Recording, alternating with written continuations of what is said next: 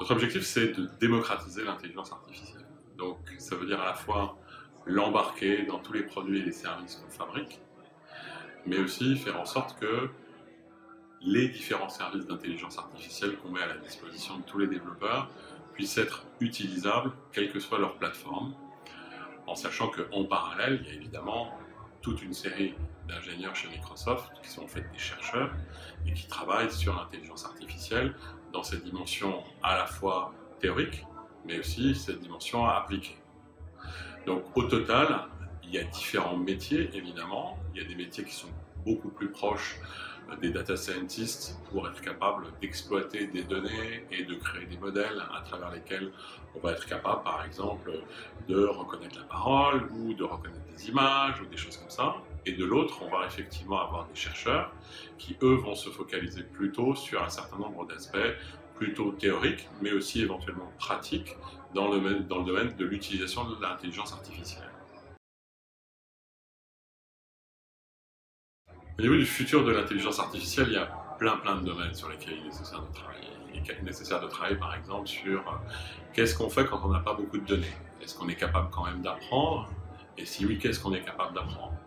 Est-ce qu'on est capable par exemple de faire ce que fait un enfant quand sa mère lui dit que c'est un chat et qu'il est capable de généraliser à tous les chats de la planète?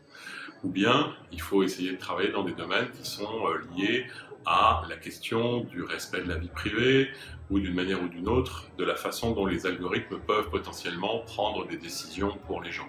Donc il y a à la fois des questions autour de la capacité d'expliquer pour quelle raison un algorithme a répondu telle chose, mais aussi être capable de faire en sorte que si on collecte beaucoup de données, on ait la garantie que les données ne seront utilisées que pour les besoins pour lesquels elles ont été collectées. Donc ça, c'est aussi un domaine sur lequel il y a encore beaucoup de choses à faire.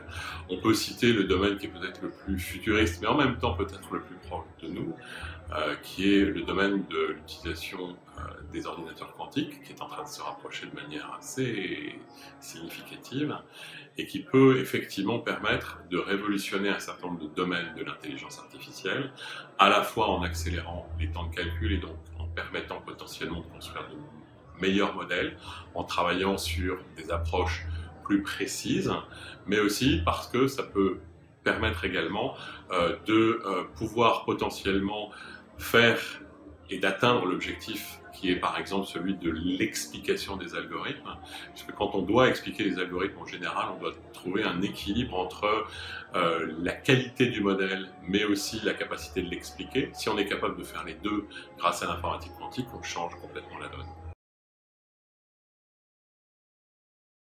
C'est vrai que la société civile se pose plein de questions sur l'intelligence artificielle. Est-ce que l'intelligence artificielle va nous remplacer? Est-ce que demain on va avoir Terminator au coin de la rue qui va nous transformer en finalement des êtres obsolètes à la surface de la planète Terre? Est-ce que l'intelligence artificielle va prendre la totalité de nos jobs, etc. Donc il y a beaucoup de fantasmes derrière ces sujets qui procèdent d'une vision un peu anticipative ou très optimiste de l'intelligence artificielle, qui verrait dans l'intelligence artificielle ce qu'on pourrait appeler une intelligence générale, comme un peu la nôtre, qui est capable non seulement de comprendre des choses, mais aussi d'avoir conscience de soi, de manifester une certaine forme d'empathie, d'avoir des vraies relations sociales, etc., etc. On en est encore extrêmement loin. Donc ce fantasme-là, je pense qu'aujourd'hui, en tout cas pour ce qui est du remplacement de l'être humain par des machines, ça je pense qu'on peut effectivement l'évacuer. Par contre, ce qui est certain, c'est qu'il va y avoir certainement un certain nombre de tâches qui sont des tâches automatisables qu'une machine va pouvoir faire extrêmement bien. Et donc bien sûr la question qui se pose, c'est pour les jobs qui pourront être potentiellement automatisés, qu'est-ce qu'on fait? C'est une question qui n'est pas nouvelle, c'est une question qui se pose à chaque fois qu'il y a une révolution industrielle. Typiquement, quand dans Paris, au moment de l'arrivée des premières voitures, il y avait 300 000 cochers, ben c'est clair que les 300 000 cochers, quelques dizaines d'années après, ils n'ont plus de travail évidemment. Ou plus exactement, ils ont trouvé d'autres travails. Par exemple, comme mécanicien automobile. Et en fait, toute la question, c'est de savoir comment est-ce qu'on peut former, c'est un sujet extrêmement important, pour faire en sorte qu'on puisse s'adapter à des jobs qui effectivement disparaissent. Il est probable que dans 20 ans, plein de jobs qui existeront à ce moment-là n'existent pas aujourd'hui. Et donc en fait, il faut faire en sorte qu'on prépare non seulement les jeunes, mais aussi les moins jeunes, à s'adapter tout au long de la vie de telle façon qu'effectivement la question de j'ai plus mon job ne se pose plus. Donc ces questions-là, effectivement, elles doivent être réglées par de la formation. Vous parlez de la régulation et donc de la loi.